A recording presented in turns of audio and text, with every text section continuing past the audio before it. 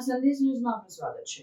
શ્વેત ઇનોવાક દ્વારા શિક્ષિત સરકારી શાળાના બાળકો દ્વારા બનાવેલા રોબોટ દ્વારા ધ્વજવંદન. અધ્યક્ષ નિશિત દેસાઈ દ્વારા અનોખી ઉજવણી.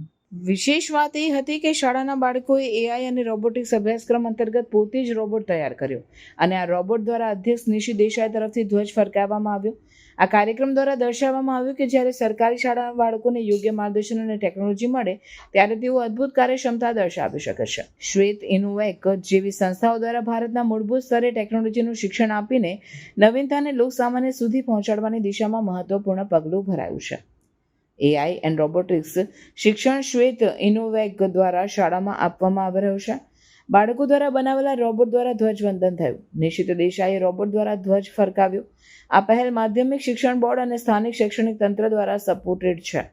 એક એવી ઉજવણી જ્યાં દેશ પ્રેમ અને ટેકનોલોજીનો મેળાપ થયો અને ભારતના ભવિષ્યએ રોબોટિક રીતે ધ્વજને સલામી આપી. આ દેશને વિકસિત બનાવવા માટે આજે નગર પ્રાથમિક શિક્ષણ સમિતિના ધ્વજવંદન કાર્યક્રમમાં અમારા બાળક દ્વારા એક રોબોટને ઓપરેટ કરીને જે ધ્વજની દોરી છે એ ધ્વજની દોરી મારા હાથમાં આપવામાં આવી. એટલી ગર્વની લાગણી થાય. ઓપરેશન સિંદૂર પછી આપણને ખબર પડી છે કે ટેકનોલોજીનું મહત્વ શું છે. ઓપરેશન સિંદૂર પછી આપણને ખબર પડી છે કે આ વિકસિત ભારત થઈ ગયું છે અને આગળ વધી રહ્યું છે. તો આ વિકસિત ભારતને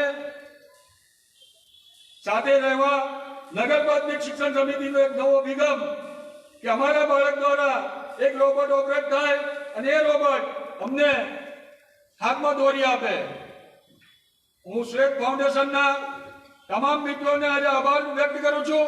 અમારા બાળકોને એ લોકો એઆઈ ટેકનોલોજી રોબોટિક આ વસ્તુ જે શીખવાડી રહ્યા છે એમાં અમારા બાળકો આગળ વધી રહ્યા છે. આવનાર ભારત એ ટેકનોલોજીનું ભારત હશે.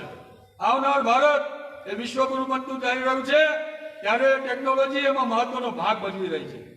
આજે નગર પ્રાથમિક શિક્ષણ સમિતિના અમારા બાળકો એ ખૂબ આગળ વધવા માટે એઆઈ હોય, રોબોટિક હોય, સ્ટેમ લેબ હોય, મેથ્સ લેબ હોય, સાયન્સ લેબ હોય, કોમ્પ્યુટર લેબ હોય, બધાની અંદર કાર્યરત થઈ અને ખૂબ આગળ વધી રહ્યા છે. ત્યારે આજે હું એટલું જ કહીશ કે નગર પ્રાથમિક શિક્ષણ સમિતિ જ્યારે બાળકોને ઉત્થાન માટે પ્રાર્થના સંદેશ ન્યૂઝની તમામ લેટેસ્ટ અપડેટ્સ માટે ચેનલને હમણાં જ લાઈક, શેર અને સબસ્ક્રાઇબ કરો.